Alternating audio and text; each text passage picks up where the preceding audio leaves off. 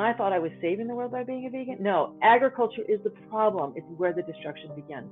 Most civilizations last between 800 and 2,000 years. It's literally until the soil gives out. There have been 34 civilizations.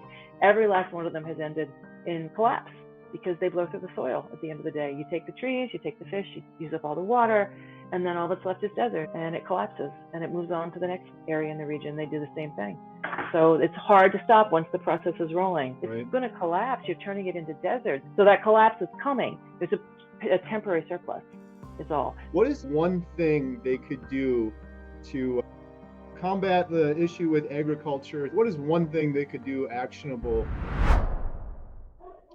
Hello and welcome, Kerry here from Healing Humanity, the Power of a Proper Human Diet. And today I am honored to have Lierre Keith on the channel. Lierre wrote this incredible book, The Vegetarian Myth. I'll have a link in the description for that. Emma and I have both been reading the book and really enjoyed it. So welcome to the channel, Lierre. Oh, thanks for having me. It's a delight to talk to both of you.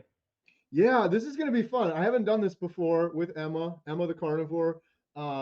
She has some questions, being a former vegan for many years. I have some questions.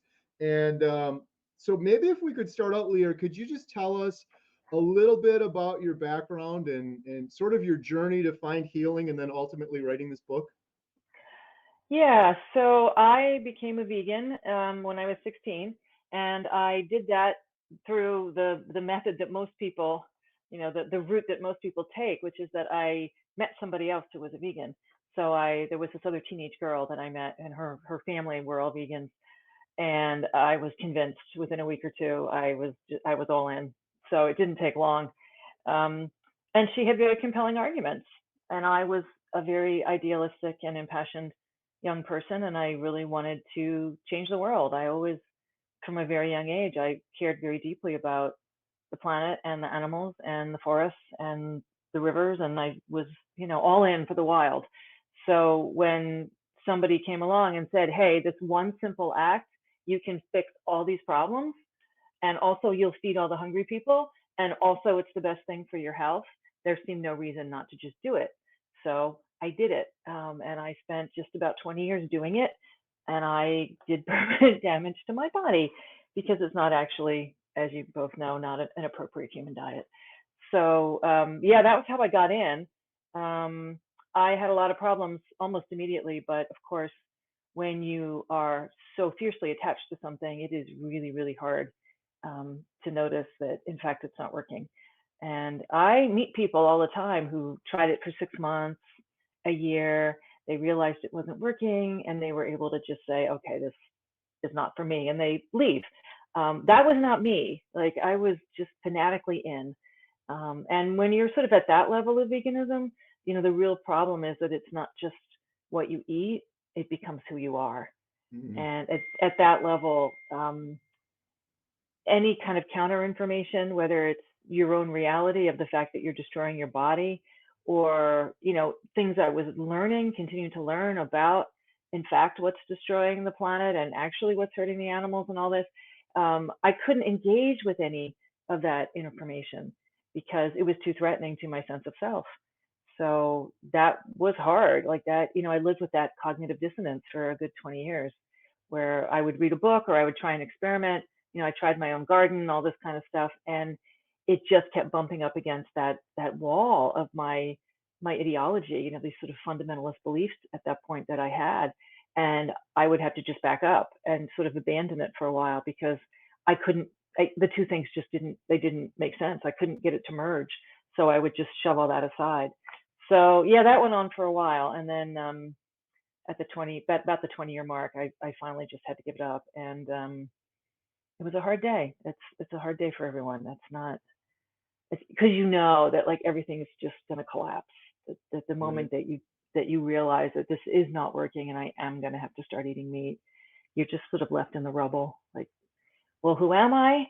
And what is my place on the planet? And what is my place in the universe? Because I really wanted it to be possible for my life to not have to depend on any dead animals. Of course, that wasn't true even when I was eating vegan, but I didn't know that and I didn't want to know it. So then having to face that is very, very difficult. Like, why do I have to live in a universe that requires death? And it does. And that's, the sort of thing that I should have been told when I was 4. But, there's in my culture, there's nobody left to tell me that. There's certainly people alive who do have those sorts of spiritual lineages, but it's not me. So stumbling along in the dark here trying to figure it out. And so all of that is really hard. It's a hard year and a half, 2 years when people come out of this usually. They have to go through a lot of grief and confusion and revisioning, and you have to find something new to believe in, and you have to sort of put it all back together in some way that makes sense. So that was how I ended up writing the book. Was I really, really? I mean, it just was years of just trying to figure out. Well, what was it all for? Um, what are we supposed to eat? What is our place on this planet? Is it possible for there to be a life without death? Um, yeah, and then the other thing was I really wanted to save the next generation of idealistic young people because they're still just as impassioned about the world and they still care just as much about the animals, and they're still being led astray that this is somehow going to work. It doesn't actually produce what it's supposed to, and also you do it long term, you will end up with permanent damage. So I wanted to walk everybody through that because I didn't want the next 16-year-olds to waste their time doing this, and I didn't want them to end up half dead the way that I did. So that's why I wrote the book. So Wow. my story in brief. That's wonderful. Could you take us back a little bit to, because so much of this is kind of familiar to me because she kind of went through the same thing. It sounds so similar. I wish I had that book when I was vegan. Oh my gosh. Yeah, if she would have found your book earlier. So I'm so glad that you're doing this and inspiring others.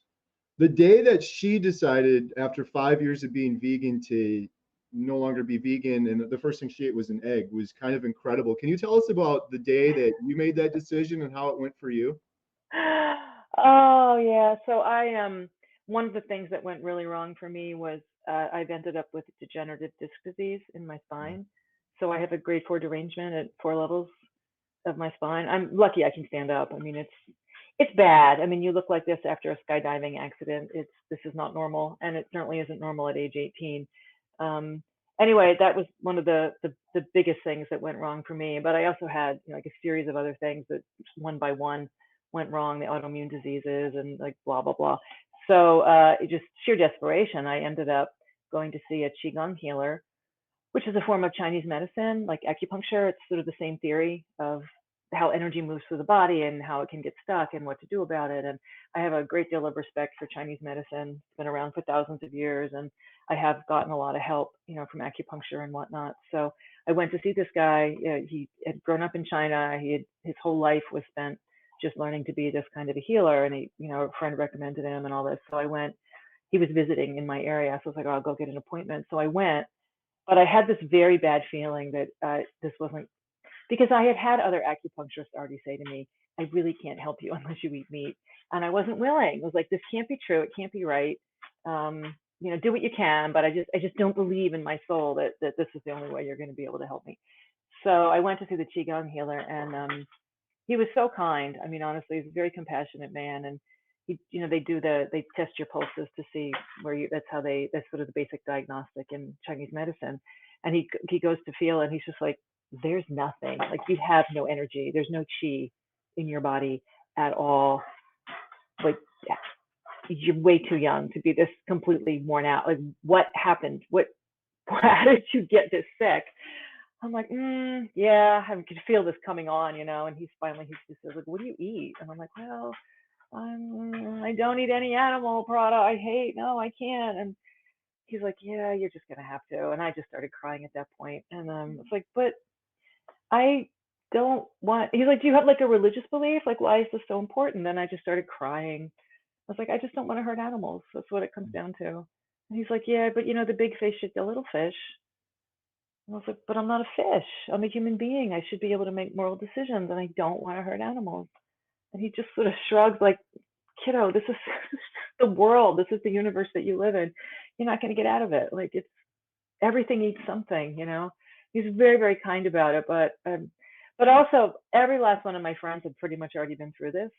So some of them had done it for 8 years, some of them for 10 years, a few of them for 12 years. I was still holding out, like, no, I'm not giving in. I'm not going to eat meat. And every once in a while, one of them would sit me down, like, Lierre, if you just ate some fish, you would feel so much better, because it happened to me and I feel so much better. I was like, no, somebody's doing it wrong. There's no way that this is, but I couldn't find a better way to do it. I mean, I was already like so like super, I didn't eat white flour. I didn't eat white sugar. Like I wouldn't even eat ketchup if there was sugar in it. Like I wouldn't eat any like kind of pasta, anything if there was even a tiny bit of white flour in it. No, it had to be whole grain, pure, whatever.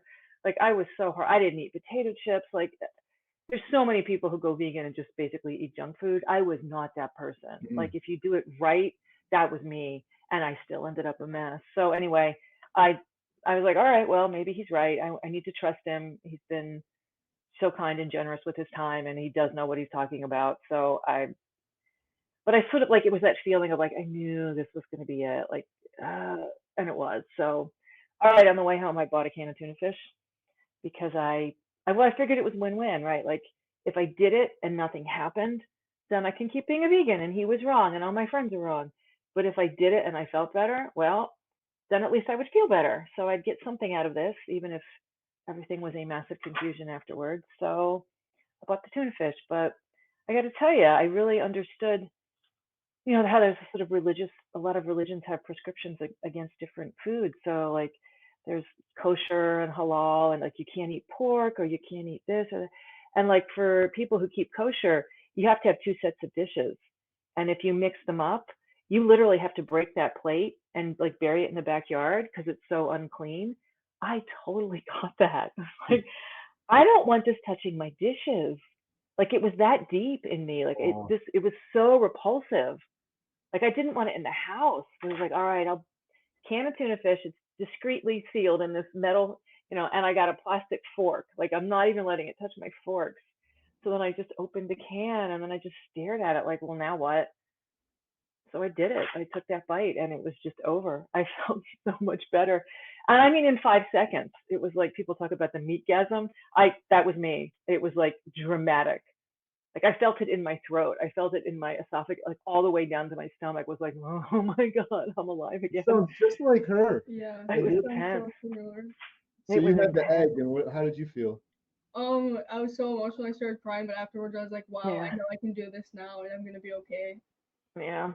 It's almost like her body was screaming at her, like, "Thank you. This is you finally kind of figured it out." It's interesting how loud that signal can come from her body. Yeah, it took me forever to be able to eat it. I sat there for so long. I was like, I can't do this. I can't do this. I was telling myself that, and then I was telling myself, this is cage free. It's from our neighbors. They had a great, loving life, and they're taken care of well. So then I ate it, and I was like, wow. Just briefly, Emma, for those that are watching that don't know your story, can you just recap real quick? So I was maybe 11 years old, and I saw a movie, and it was just so awful and sad. And from there, I was like, I'm never gonna eat meat ever again. And my parents was like, oh, this isn't gonna last at all. But anyway, so I was vegetarian for maybe 2 months, and then I was like, I need to be vegan. This isn't right. I can't have eggs or dairy. Oh, eggs or dairy. So then I went full vegan, and my body was just so drained and exhausted. I would be going to bed at 5 or 6 p.m. every single day, but I didn't even fall asleep. My body was just so physically exhausted, I couldn't even fall asleep. And I had really, really bad acne, and that was hard too because no one my age had acne. My two sisters, I'm a triplet, and they always had flawless clear skin, so it was hard for me. I had really bad anxiety. I was depressed. I didn't want to be in the world anymore. Yeah. And then I see my dad, who was like me too, be so much better, a whole new person, so happy. And then I learned the facts that millions of animals suffer an awful, horrible death from pesticide poisoning. So then I was like, I need to give Carnivore a go. He's thriving. And right there and then I was like, I'm going to do Carnivore. So I fasted for a day. And then the next day I ate eggs. And that was just wow. The next day I had bacon, and then I really lit up and I was like, oh my goodness, I can do this. This is so amazing. And everything just started changing, getting better and better. Like instantly in the first 2 weeks, my acne starts clearing up. I tried everything, so many skincare, literally everything. And then my anxiety goes away. I'm just so energetic and happy and getting the best sleep of my life and everything. It's just so amazing. So I think one of the things that really helped her that you talk about in the book, Lierre, is, and you mentioned here, big fish, little fish. Like, if you want to be alive in this world, other animals are going to have to die. It's just like a fact. It's great to have like a big heart and emotions and compassion, but the facts kind of matter. And I think that's what helped her. I think I've mentioned this many times on my channel. People that are watching, you can Google this. I think the EPA reports this, but 70 million birds die per year from pesticide poisoning. And that was something that Emma learned about. And she's like, whoa, that's kind of eye opening. I thought here nothing was dying when I'm eating salad and vegetables. And can you talk about that a little bit more? Like the actual costs of no matter what way we're eating, there's other animals dying? So there's two levels to this. One is like just take the society the way we've made it, how many animals are dying out in those fields. And so this is doing agriculture. So you've got those giant combines running through, harvesting your grain, so the wheat or the corn or whatever, soy, whatever you've got. And there's very few animals that can live in those monocultures that humans create, but there are some, and they're mostly small mammals, snakes, some ground dwelling birds, and they try to live in this monocrop that we've created. But what happens when you run the combine through is that you kill them all. So the estimate is it's 1,000 animals per acre are ground up in that machinery. And I have never, been behind the wheel of one of those huge machines, but I know people who grew up in farms or worked doing farm labor, and they all have the same story: is that, let's say you're doing 100 acres that day, you do acre by acre, you're taking away all the habitat that those animals had. And by the time you get to the last acre, anything that's left alive has run to that final acre to hide because they've got nowhere to go. You've cleared the land behind them and they're terrified. And they said it's so horrible. It's so traumatizing having to do that last acre because it's coming. It's just a spray of blood out behind you because it's just thousands of animals just dead. Mm. And they hate it. They hate it. It's like you dread that day because you just know how awful it's going to be. And even animals like little fawns, because their moms will leave them. The fawns know how to stay still when their moms go. So they'll be like, even small deer will be in there as well. And it's just completely horrifying. And that's what's in, your supposedly peaceful, animal cruelty-free, whatever, wheat or corn, whatever you're eating. That's what goes into it. On a deeper level, it's even worse because this was the thing I did not know when I became a vegan. I did not understand this, is that agriculture is the destruction of the world. And you all know this is true if you think about it, right? So let's say you want to grow lettuce or tomatoes or, lentils or whatever the thing is you want to eat, right? Pure vegan, no animal food. So look out the window, at your backyard, or whatever little plot of land you have outside. What's there? There's going to be some grass. There's going to be maybe a tree or two. You know already that if you're going to make that into your little farmlet, your little garden, you're going to have to take down that tree to get the sunshine, and you're going to have to dig up that grass to be able to plant your seeds. So what you're doing is you're pulling down the forest and you're plowing up the prairie. You're not draining the wetland because there aren't any left. But those are the three things that have to happen for us to do agriculture, because that's what agriculture is. You take a piece of land, and that land is a biotic community. It's a functioning ecosystem. There's millions of plants and animals and bacteria and everybody working together to make that place function as a whole. And you have to clear all that land off it, all that life off it. So all the animals, all the plants, they've got nowhere else to go. And this is why we are now living in the sixth mass extinction, and it's completely human created because we've taken all the land. So inch by inch, mile by mile, continent by continent, we have cleared everything that could be cleared. We have taken every last inch that could be taken to do this process. So now you have your bare ground, and now you can plant your annual crops. They can't grow if there's a prairie there. You have to remove the prairie. And you can't do this if there's a forest. You have to take down the forest. And likewise, if there's a beautiful wetland made by hundreds of beavers making the most species dense habitat on the planet, you have to drain that wetland, and you have to kill those beavers and push everybody off that land. Now you have flat, clear land, and you can plant your wheat or your corn or whatever it is, whatever your crazy annual is that you want to grow. But this is mass extinction. It's biotic cleansing. I mean, we hear about ethnic cleansing and it's horrible, but that's just humans. This is biotic cleansing. It's every last living creature, and I mean down to the bacteria, because every time you do this, you're killing the soil, and all that bacteria that makes life possible, it just dies. It turns to dust. It needs to have permanent cover, and that's what grasses and wetlands and forests are. Is nature's way of keeping that the life of that soil alive. It has to be covered. It also needs the deep roots of those perennial plants, and so both the perennial grasses and trees they live a long, long, long time. So that's why they're called perennials. Annuals only live a really short time. They only live like a few seasons, 2-3 seasons, and then they die. And there's very few annuals in nature, but there's some, and their job is usually the emergency responders. So if there's a fire or a flood or something like that, and the land is temporarily cleared, that's when the annuals spring to life. So the seeds lie dormant in the soil, and they're waiting for this moment when there's no competition from the perennial plants. In nature, that does happen. There'll be a big storm. In riverbanks especially, there's lots of flooding. So the ground is clear, and that's a biological emergency for the planet. It has to be covered. And the annuals go, oh, this is our moment, and they spring to life because there's no competition. Well, the problem is that the way the annuals reproduce, because they've only got that like 2-3 short seasons, they don't reproduce. Like, I'm looking outside my window right now. I live in the redwood forest, and all the trees here have multiple ways to reproduce. They make giant pine cones. Those are seeds. Some of them can spread by runner, so those are roots.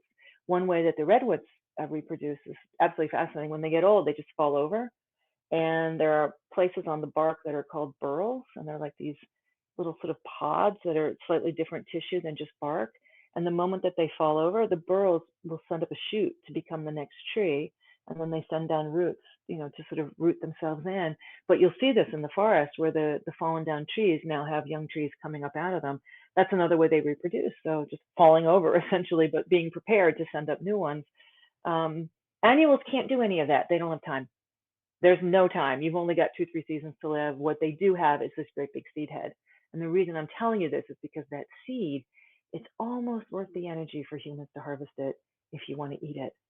So humans around the globe figured out, okay, wheat, just big enough to be worth the caloric effort to harvest it, and we can eat it. And this is why agriculture always starts in areas where there are rivers, because there's way more annual crops along riverbanks.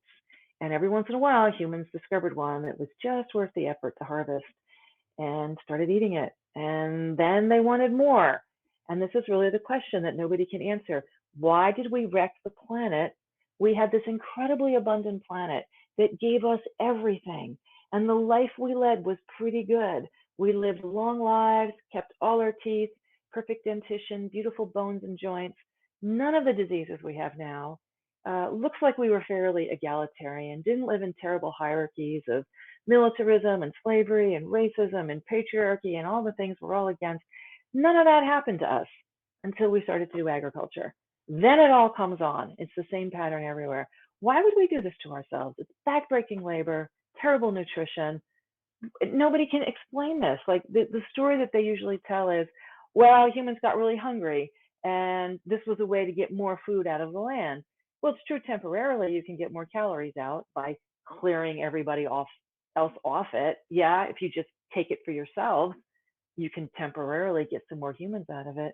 But it still doesn't make any sense because it's backbreaking labor for piss poor nutrition. Why? And the only explanation I have found that makes any sense is that it's addictive. And I can tell you, wheat is addictive. I am from that line of people. Everybody in my family is addicted to wheat. It was such a relief to me when I got diagnosed with my first autoimmune disorder because it meant I could no longer eat wheat. And it was honestly, it was like the people who are meth addicts who go to prison and say it was actually the best experience because it wasn't anywhere in my environment. It's like that. It's like, I don't have to eat it anymore. Like, oh, thank God. I never have to think about it anymore. Like, because that stuff calls my name. I know across town there is a bakery making bagels right now, and it calls my name, like, eat the wheat, and I don't do it. I haven't had wheat in, God, over a decade now, but I know what people suffer with this kind of addiction. So it's just addictive enough that we want it, and we're willing to kill the world for it. So anyway, I mean, that was a long answer to your very short question.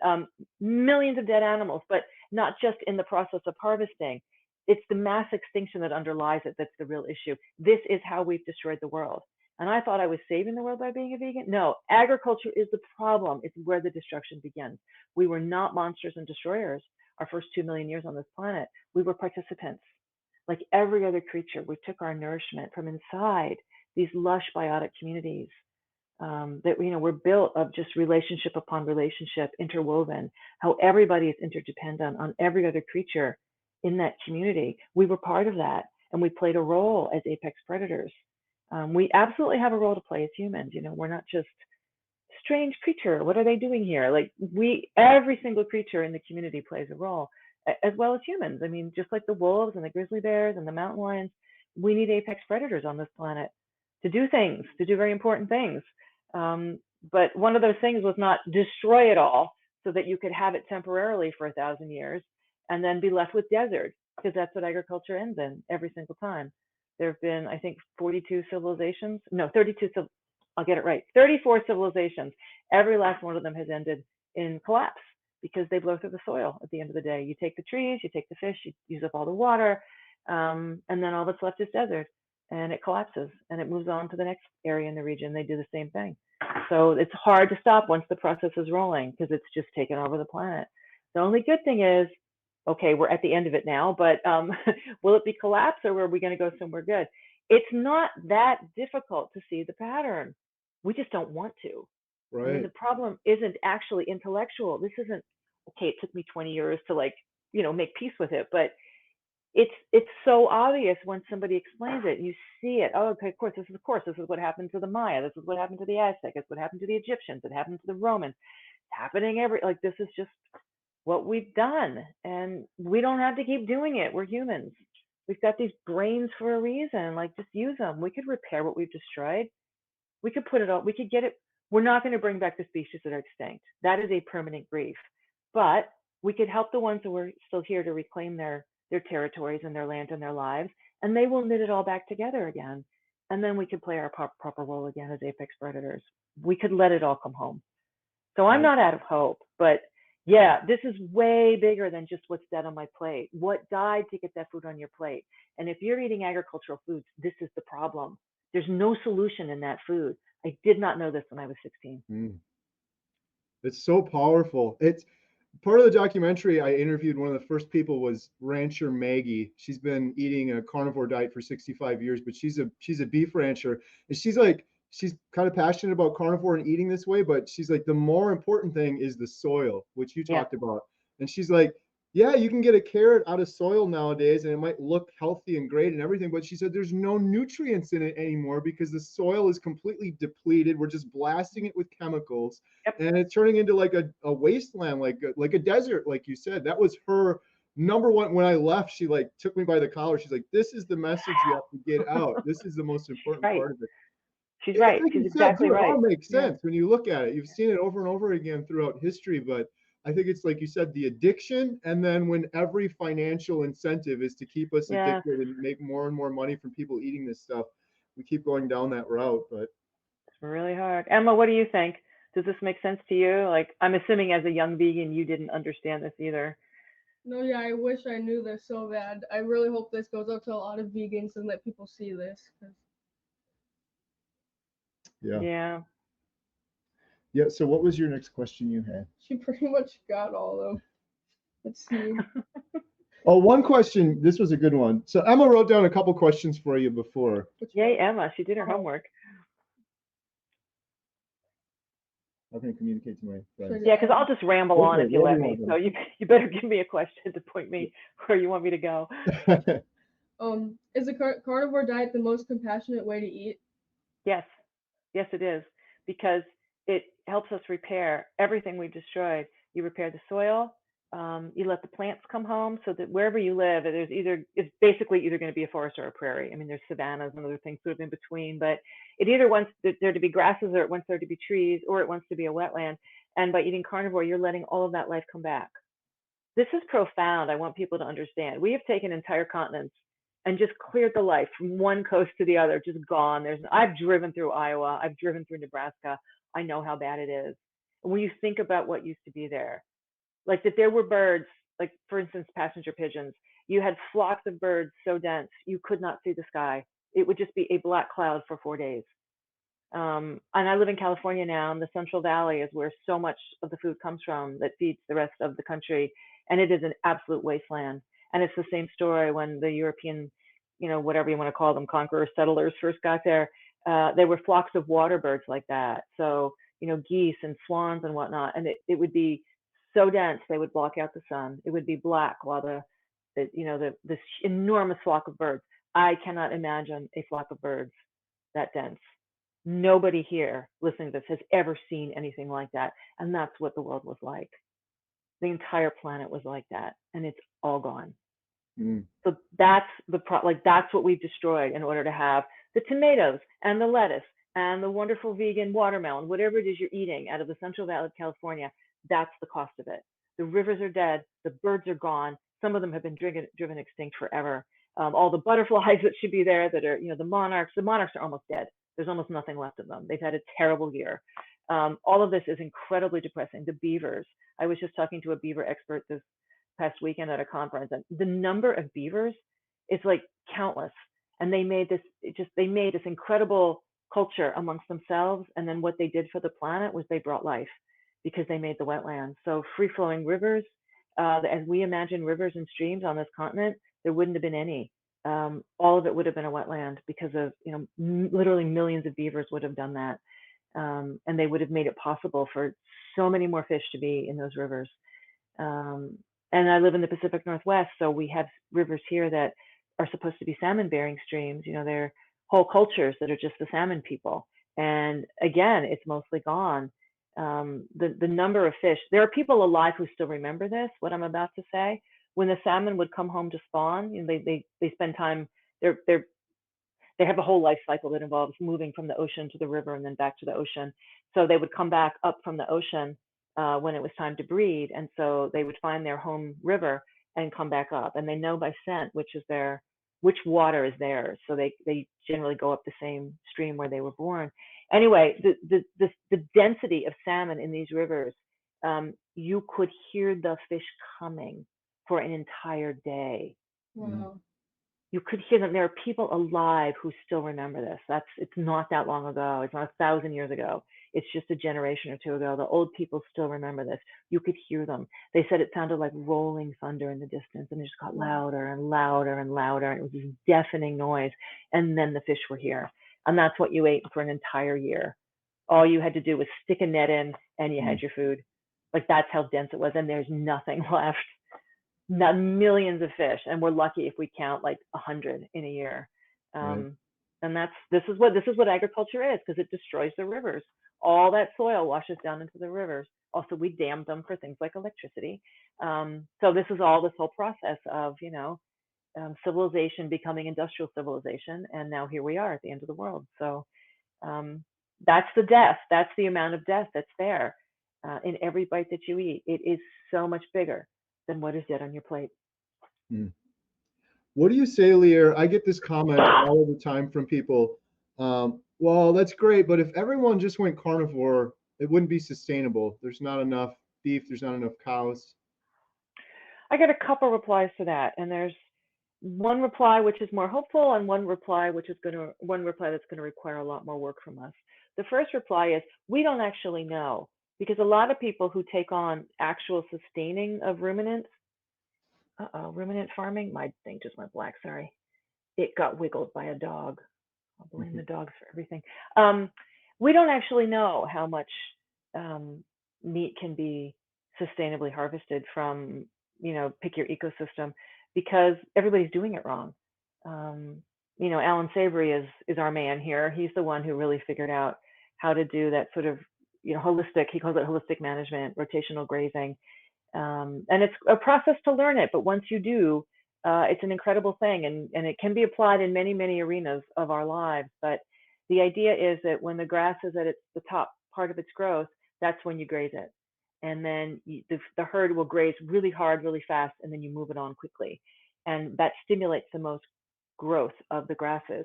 And what this is modeled on is how ruminants in nature behave. That's what they do. So let's say bison, they're being chased by predators. So they don't have time to linger. They're going to be there for a while, and they're going to eat, and then here comes the wolf pack or the grizzly bear, and they pack densely together and they move on. And that is our role as apex predators. That's what humans did at one point too. We tightly packed, moving on. That's our job, is to keep them moving. And that's the pulse of the prairie. It's like the blood flow. That's what keeps it moving. We are the heart. We provide that pulse. And so we don't know how many beef cattle or how many bison or how many whatever would be out there, because they don't do it that way. There's no predator pressure. So they just stay in place.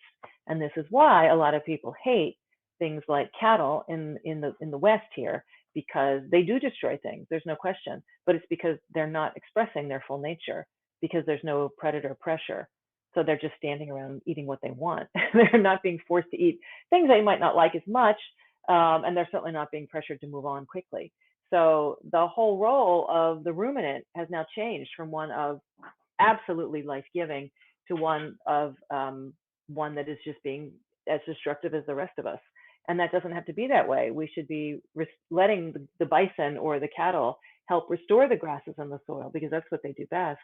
And then we need to help them behave the way they're supposed to behave. So that's what Alan Savory does, his whole method. And so there's lots of people all over the world, and there's millions of acres now under that kind of management, and they do amazing things.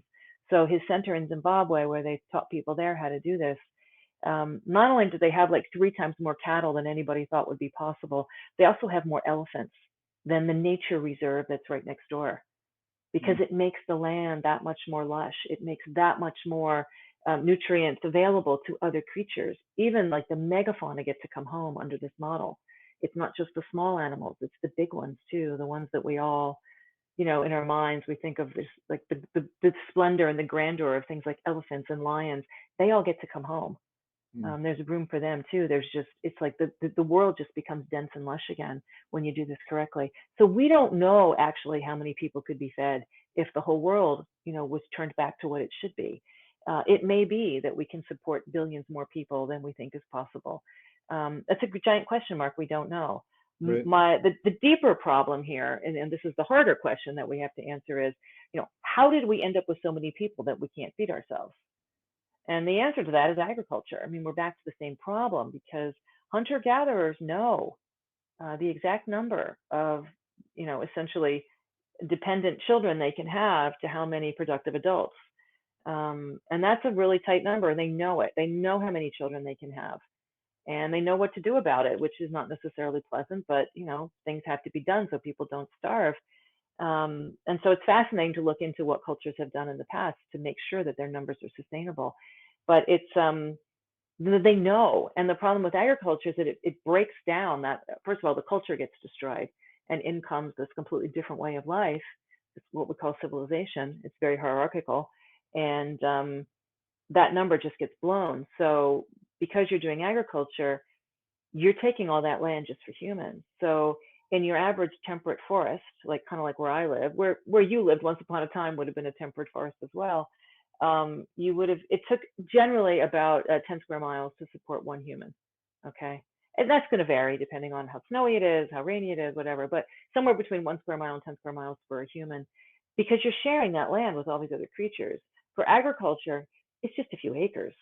You can support a human. But that's because nobody else lives there. It's not because, oh, look how great we are. We learned how to get more food out of yeah, sure, you did temporarily, but A, you're destroying the soil. B, it's mass extinction. And C, it's not going to last. It's going to collapse. You're turning it into desert. So most civilizations last between 800 and 2,000 years. It's literally until the soil gives out, and then there's the collapse. So that collapse is coming. There's a temporary surplus is all. So when they say, oh, we could provide enough food for 10 billion people if we were all vegan. It's like, no, only because you're all eating fossil fuel. That's where the nitrogen is coming from. This is not sustainable. And in the meantime, all the animals are gone, all the plants are gone, all the rivers are dead. There's no free flowing rivers left anywhere because all the water's been taken, and all the soil is run into and then it's all been dammed. Because it's the first projects of civilization are always dams. They have to destroy the rivers because they want the water. So they create these vast, sort of agricultural channels, which of course requires bureaucracy, which of course requires soldiers. So the bottom of this is always slavery. You've got, anywhere from 80 to 90% of the civilization, the people are slaves. It was true in Rome. It was true in Egypt. It was true I mean, just go through the ancient civilizations are all based on slavery. This is why. It's because the work is insanely awful and nobody would do it if they weren't forced to. Anyway, it wrecked us. It wrecked the planet. It certainly wrecks the animals. But so this is why they say, oh, there's this many people, we could feed them if we were vegans. Well, maybe temporarily, but it's only temporary. Right. So you know, by 1950, the world was out of topsoil. What we've been eating ever since is fossil fuel. So back up a few decades, there's this thing called the Haber-Bosch process, which was developed to make nitrogen during the World War. And so bombs are mostly made out of nitrogen. And we ran out of sources for it, essentially. So these chemists figured out that if you took oil and gas, you could extract nitrogen. It's very, very energy intensive, but it can be done. And so they went on to make more bombs and have more wars and blah, blah, blah. But in the meantime, the other scientists around the world were going, oh, thank goodness, because they knew we were running out of nitrogen. And there was this, sort of semi-constant background panic about how are we going to feed people when all the nitrogen is gone from the soil because we're using it up doing agriculture. This was going to be the big solution. Oh, we figured it out. We can just make it. Well, yeah, except you're eventually going to run out of oil and gas. Like, this stuff doesn't reproduce. You've just extended the problem. And this was the miracle that was called the, quote, Green Revolution. Well, I guess it was a miracle, but the problem was the human population quadrupled because of it. We didn't learn to limit our numbers. We just kept going and, oh, look, cheap food, let's make more humans. I mean, eventually it's going to collapse. And now we're just eating oil. That was the great solution. So yeah, there's way more of us now than there were even before.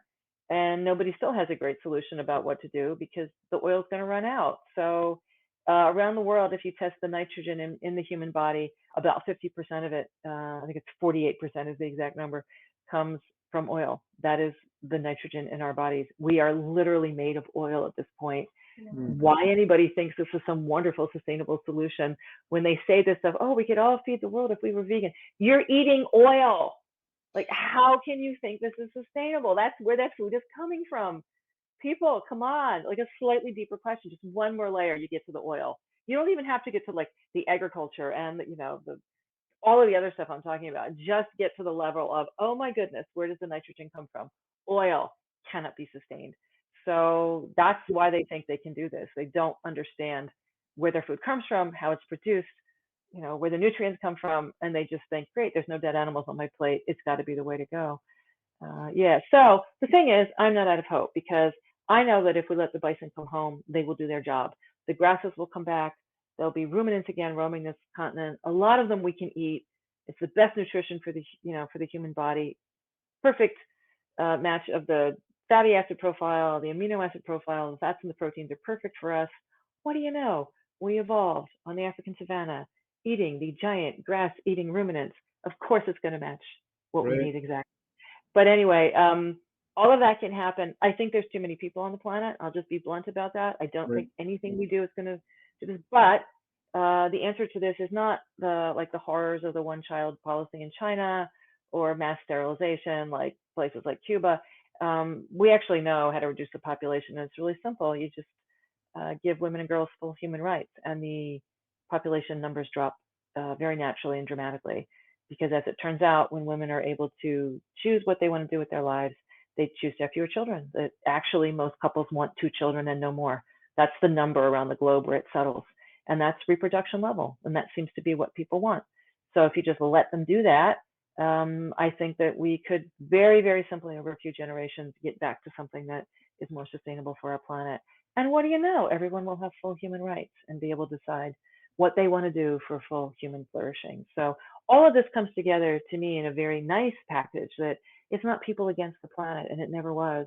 It's actually people plus planet. We just have to care about the people who have the fewest human rights and give them what they need. And that around the world is going to be girls, especially girls of color. If you just give them an education, the number one thing that drops the birth rate around the globe, number one thing is simply teaching a girl to read. It's that simple. Just give her a little more power over her life and she will do the rest. So I believe in girls, I believe in humans, and I believe in our planet. I definitely believe in grasses and ruminants. So all together, I think that this is actually a very positive vision. I don't think we need to be afraid. We just need to get it done. Right. Yeah, you said the word lush a couple times, and that really hits home with me. We try to get most of our meat from our neighbor, who's a sixth generation farmer, and you go through those fields, and lush is the best way to describe. It's almost like neon green. It's just beautiful Yeah. and natural. I always find it so funny when people are like, eating meat's bad for the environment or this or that. And I'm like, use your own two eyes to look at this. It's literally the most natural thing in the world. Cows grazing in a field, eating grass, pooping, fertilizing it naturally.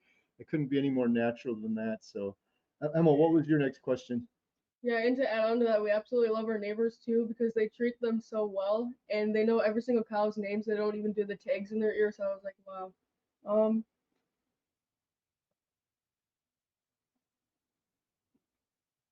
Um, how can I communicate with my friends who think the carnivore diet is cruel to animals or just to others too? Yeah, so you touched on this quite a bit, but it is tricky. Like, how do we talk to people about these sort of things, especially with her, like her peers, students? Hard. A lot of them are kind of brainwashed, like she was, that this is a cruel way of eating. It's hard because what they have is slogans, and some photographs that are pretty horrifying. I mean, the images are powerful. I get it. But what we have is real information, and it takes time to impart real information. And it takes even longer for information to kind of condense into real knowledge. So we're at a disadvantage in this regard. We can't just go in there and say, horrible picture of factory farming. Um, meat is murder. Like, that's what got me. That was all I had to hear, and I was in for 20 years. So I think you have to reduce your expectations. You're not going to convince somebody in 5 minutes. This is way, way bigger. It's going to kind of wreck everything they think they know about the world. They're going to have to think about it a lot, and they're going to have multiple rounds of more information, and probably read a bunch of books on their own and watch a bunch of YouTube videos, and maybe even go see some farms, talk to some farmers. It's not overnight. It's a long process, and you're like the first one through the door, so you're going to get shot. Like, I just think I'm the front line here in this battle. It's just, I'm never getting through the first time. Nothing works that simply. Humans are very complicated, and when we believe things, we hold on to them. So it's like, I'm the first round of this, and there's going to be round 2 and round 3, and they may come back to me for more, and that's great, but they may talk to other people as well. So I'm like laying the groundwork for just that sort of first, like the first assault against this ideology. My hope is that, as our movement gets stronger, that eventually there'll be like a whole ring around the vulnerable people. And when I say vulnerable, I mean the people who care a great deal, who really want to do what's right, and you know bump into the vegans before us. They're vulnerable to this, because I was that person. I know how vulnerable this was a message, it was just made for me. So I would rather that they were surrounded by a ring of people like us who know better, who tried this and know that it doesn't work, who did some measure of damage to our bodies, and we have full information now about what is the best thing for the planet, what is the best thing for the animals. So they would bump into us first, is really my goal. Like, if we could just sort of coddle them, surround them in this sort of loving embrace of this better world and this better understanding, that we could help them toward that adult knowledge that they're going to need. And that would really, like, then they won't be vulnerable to this other message, but we're not there yet. So they're bumping into the vegans first. So I get it. So, it's going to be, you're going to have to kind of guide your message toward what their question is. Like, what are they coming at you with? And if the first thing is, well, I don't want to kill animals, well, I hate to tell you, it's 1,000 animals per acre for your food. It's one animal for my food. Mm. It's that cow, and I can eat that cow all year, and that's it. It's one death. And in your food, it's thousands and thousands and thousands. You're not eating them, but they're dying for your food. It can't be done without killing them. And then that bigger level of, it's not just those animals, it's that entire ecosystem. And so that means mass extinction. That's what's going into your food if it's agricultural food. And they're like, what? So then, are you ready to have a half an hour conversation? Walk them through the rest of it. And they're going to go away confused, but they'll be back for more. Or not. I mean, it may take them a few years. And so for people like me, and I see these all the time, it's like, you're going to have to be really hurting before you're willing to listen. And you may have some friends like that. Like, they're going to have to do real damage before they listen. They're going to have to be 25 years old. Their knees, their hips, their spine hurts every day. Their joints are falling to pieces. They've got 6 cavities out of nowhere. If it's a woman friend, she hasn't had her period in 6 months. If it's a man friend, he can't have sex anymore. Like, it's just like depression, anxiety, they're going to be suffering, and they're at the end of their rope. And then you can really talk to those ones. But I hate it because I don't want anyone to have to suffer through those things. And some of us are just like that. We're so dead set. We were born fanatics, and we need fanatics, right? Fanatics change the world, but there's a downside to being fanatic. I've had to learn to rein it in here. Like, you can make a very bad decision and stick to it if you're a fanatic. You've got to stay open. You have to keep your mind open to the rest of it. So anyway, you got to start where they are, meet them where they are, give them as much information as they can handle, and then move on the next time they come back for more. It's kind of like the sex ed talk with kids. Like, okay, we've hit overload here, not absorbing anymore. Come back in a year, we'll do it again. It's like that. It's like they can only absorb so much. So but have your information ready, because sometimes they're not quite in all the way, and they want to hear what you have to say. Like, and you've intrigued them now because they've never heard this before. And sometimes even like, I mean, this is just nuts, but sometimes even just hearing the title of my book is enough, because they're like, wait, what? You're putting these things together in this category? You mean justice and sustainability go with eating meat? And they're like, you see the relief on their faces, like, really? I don't have to keep eating rice and beans? No, I can explain this. Please eat some grass-fed beef. So it's a hard conversation, and you may lose friends, and that is a very painful thing.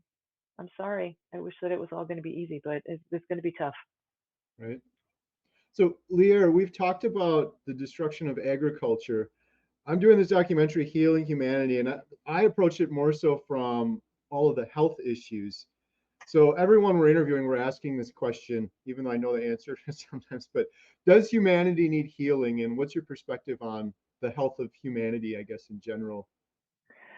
We need healing on every level, spiritually, emotionally, certainly. So society-wide, we need healing, and absolutely physically. So if we just want to talk about the physical part of this, yes, 80% of the calories that humans around the globe are eating are annual grains, which is the worst thing we could possibly be eating. I mean, this side of eating like yellow cake directly, it's terrible for us. It doesn't have we can't access the protein because it comes wrapped in cellulose, which we have no mechanism to digest. So, and it's not complete protein. So it's very poor quality protein. And what this means is our bodies cannot repair themselves. We don't have the building blocks for it. In particular, our brains need certain amino acids, the most famous one being tryptophan, because that is the precursor to serotonin. And this is one of the reasons that we have just a mass amount of depression and anxiety in our culture right now. That's one of the main reasons. There's other reasons too. We can get into the computer addiction and the screens and all of that, but just on a biological basis, just physically speaking, our brains do not have the building blocks that they need to produce a stable, happy mood state. You cannot make serotonin without tryptophan. And if you're eating grain, you're not getting any. It's very, very low in tryptophan. So it's very, very poor quality. So that's problem number one. Problem number two is there's no good quality animal fats in these diets. And we are animals. We need fat. And we can't produce our own. So you might look at a cow or a bison and think, oh, look, this is a purely vegetarian animal. It eats grass and it gets to be a huge size. Why can't we do this? Well, it's a totally different kind of digestion. There are rumens in there. They're called ruminants for a reason. So they have a 4-chambered stomach that's very neutral, and that's for a reason. It's because they're supporting a population. They're growing essentially a population of bacteria. So it's a giant vat, and it's the bacteria that actually does the digestion of the grass. And so that cow is not actually eating grass. It's very interesting. The cow is feeding the grass to her bacteria, and the bacteria are eating the grass. In exchange, what the bacteria produce is food for the cow. So what they're producing is fatty acids. That's a byproduct for that bacteria, but it ends up, their byproduct is the cow's food.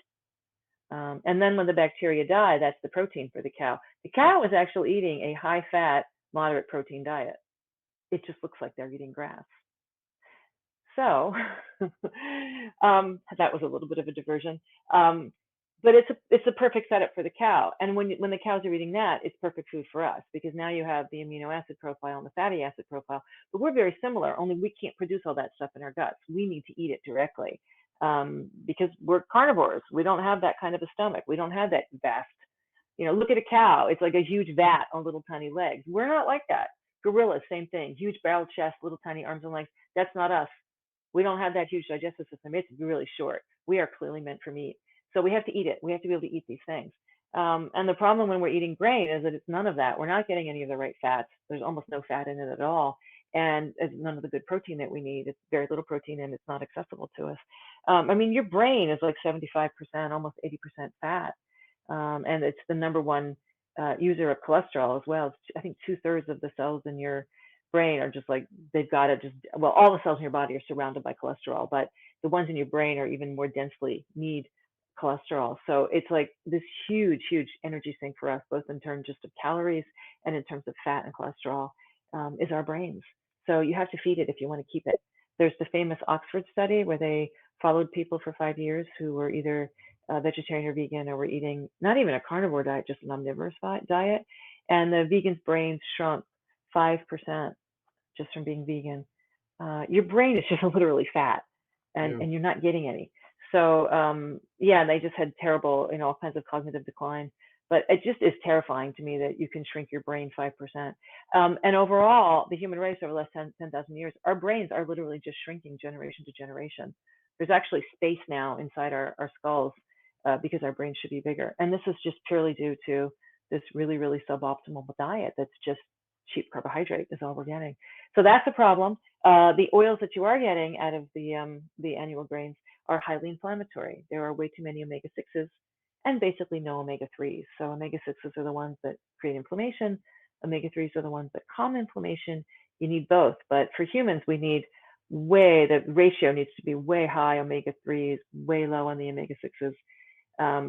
Some people think it should even be like 20-to-1, at least 3-to-1, if not higher. And you can test Americans around the country, and they have literally no omega-3s left in their bodies. There's just none, because all they're eating is carbohydrate and, some cheap whatever to go with it. And it's,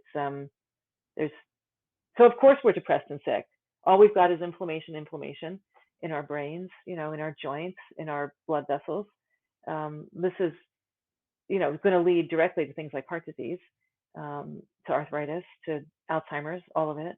So all of these different sort of snowballing health crises that we see on a world scale. I mean, it's not just America and Canada. It's everywhere. That's because of this diet that we've all been eating, and then it accelerates when it becomes the industrial version, because then you really don't have any good quality animal fats left. They swapped out all the animal fats for the really cheap vegetable oils. They needed things that were shelf stable, that they could disguise the flavor, and that were cheap. And that would be things like soybean oil and corn oil, things which are absolutely inappropriate for the human body. We never ate them until 100 years ago. They were used for industrial things like paint and glue. You really think this is edible, people? Right. The things you make paint out of? And so all the butter got taken out over the last 100 years. All the butter was removed, all the lard, all the tallow. You can't even buy tallow anymore until you go to like a specialty online thing. But I remember when I was a kid, they were still making French fries at McDonald's out of, it was beef fat.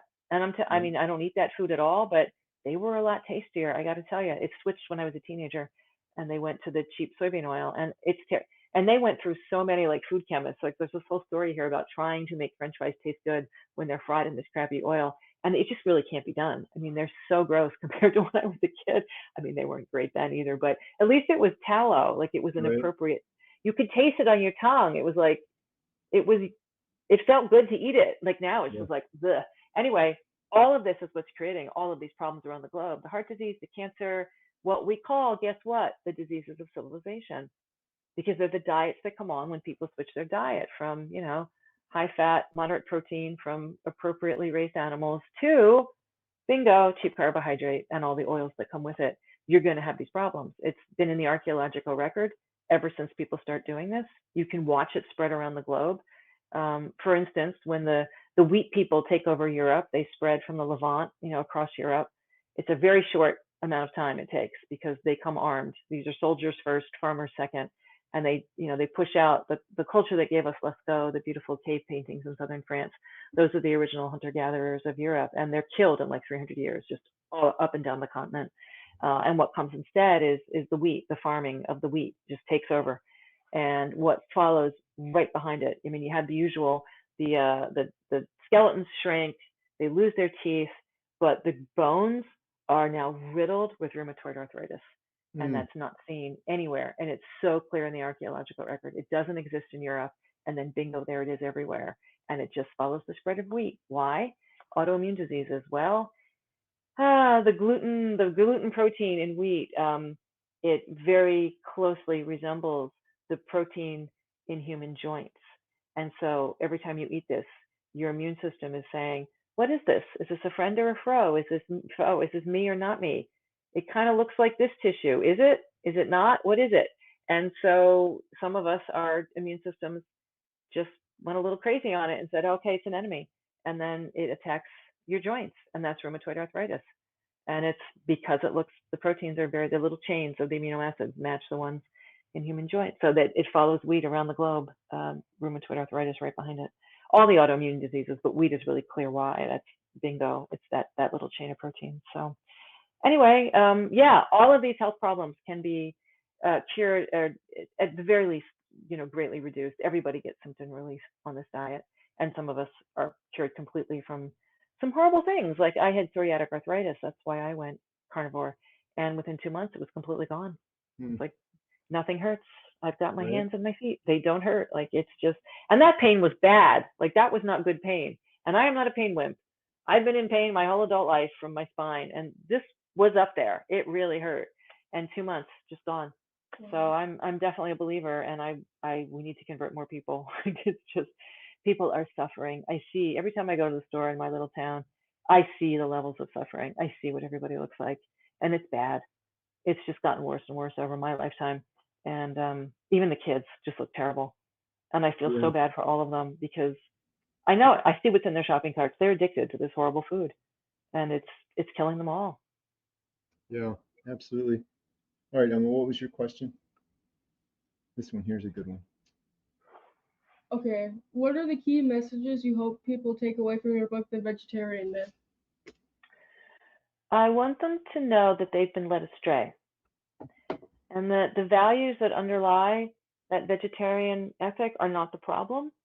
So justice and sustainability and compassion, anything that questions human hubris, human domination, you're on the right track. Like those are the only values that are going to get us to the better world that we all want. So you don't have to stop being the person that you are. You can still want all those things and believe all those things. That can still be the motivator of your life. But you've been given very bad information about ultimately what has created the problems on this planet, what's wrecking the planet, what's wrecked human society, and what is wrecking our health. So be open to more information. For me, it was a very hard thing as a vegan.